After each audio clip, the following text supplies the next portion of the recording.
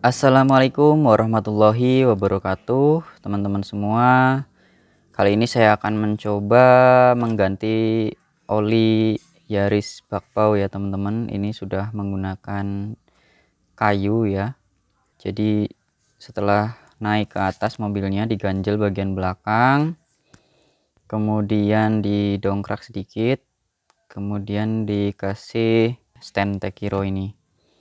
Kemudian kita buka bagian atas, kap mesin bagian atas, ini bagian olinya kita buka sedikit. Kemudian ini bukan menggunakan lap ya teman-teman ya, pakai tang seperti ini. Tinggal di bagian bawah kita buka dengan kunci shock 14, kita buka dan siapkan wadah baskom ya teman-teman, karena ini akan keluar oli lamanya ya.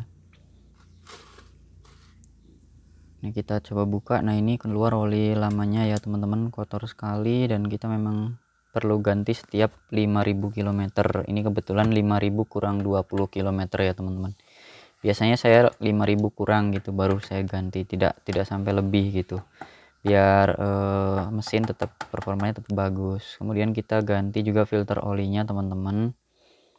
Ini kita ganti filter olinya, saya menggunakan karet ya teman-teman, karet yang sudah dijahit seperti ini. Kemudian kita masukkan ke dalam filter oli dan kita gunakan tracker pembuka filter oli, jadi tidak lecet ya teman-teman, filter olinya nanti tidak lecet. Nah, ini contoh membukanya seperti ini kurang lebih nanti dalam keadaan terbalik ya. Nah, sekarang kita coba masukkan karetnya ke dalam filter oli yang lama. Kita akan buka ya teman-teman di bagian bawah mobil. Ini masukkan dulu karetnya, kemudian kita jepit menggunakan tracker pembuka filter oli. Nah, seperti ini. Kemudian di bawahnya itu shock ya teman-teman. Ini shock motor, ini diperpanjang dengan shock bekas shock motor ya teman-teman. Shock breaker motor, dan kita putar aja teman-teman ya. Dan ini hasil mudah sekali lepasnya. Dan ini saya tunggu 1 malam teman-teman. Jangan lupa diambil ininya, karetnya teman-teman.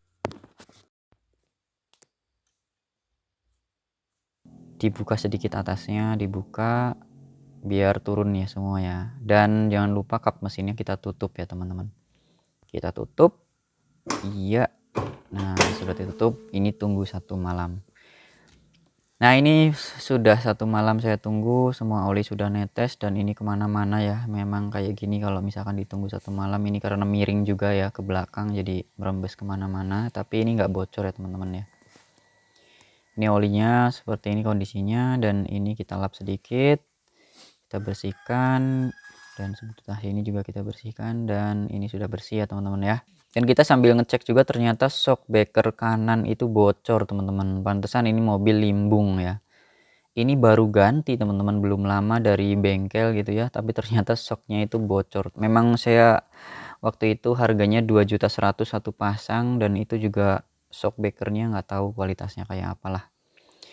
Nah, ini olinya saya menggunakan Fastron teman-teman. Kita kurangi 300 ml karena kita mengganti filter oli. Jadi kita ambil dulu 300 ml ya teman-teman. Ini caranya scan barcode aja teman-teman, menggunakan kamera HP di scan barcode gitu. Kalau misalkan di situ pernah di-scan oleh orang lain ya berarti jangan dipakai teman-teman. Nah, ini juga di atas itu kodenya harus lurus, dan bagian belakang ini ada logo Pertamina di bagian kertas belakang ini.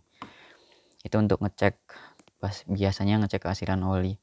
Kemudian ini kita akan ganti filter olinya. Sebelum mengganti kita ambil sedikit oli yang tadi kita tuangkan, ini agak sedikit tumpah-tumpah, kita ambil aja ke sini, kasih oli sedikit bagian karetnya ya, oli yang baru.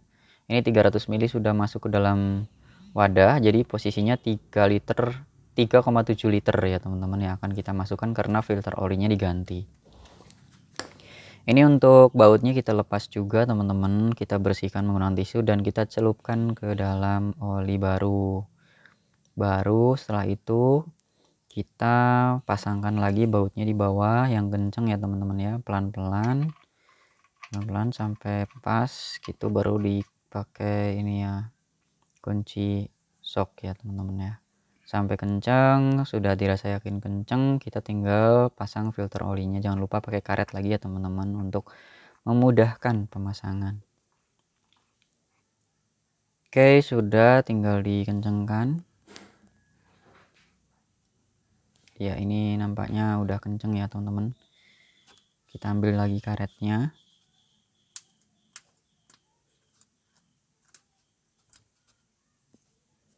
Oke, aman ya, jadi nggak lecet gitu. Lalu kita pastikan semuanya kenceng, baru tuh kita masukkan olinya. Diangkat sedikit ini yang buat pengecek olinya.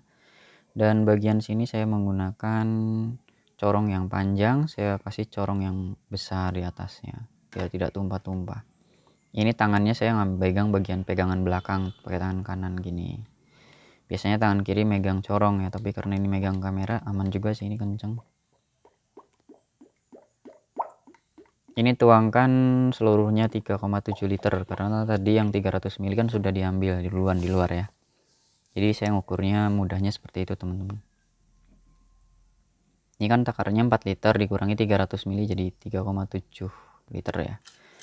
Ini dicek dan dikencengin. Udah ya, tinggal dikencengin aja tutupnya. Jangan lupa juga kencengin menggunakan gitu ya, lap ya. Ini dilap-lap aja bagian bawahnya, kita cek apakah ada yang bocor, menetes gitu ya, aman. Di filter juga aman. Ini cara saya mendongkrak menggunakan kayu ya teman-teman, jadi lebih mudah, lebih ringan jadinya ya. Kalau kita dongkrak dari bawah itu berat teman-teman. Kalau seperti ini kan naik dulu ya, naik ke atas. Jangan lupa kayunya dikasih stopper juga ya teman-teman biar lebih kenceng ya. Pakai paku aja, bawahnya pakai karet, jadi nggak geser.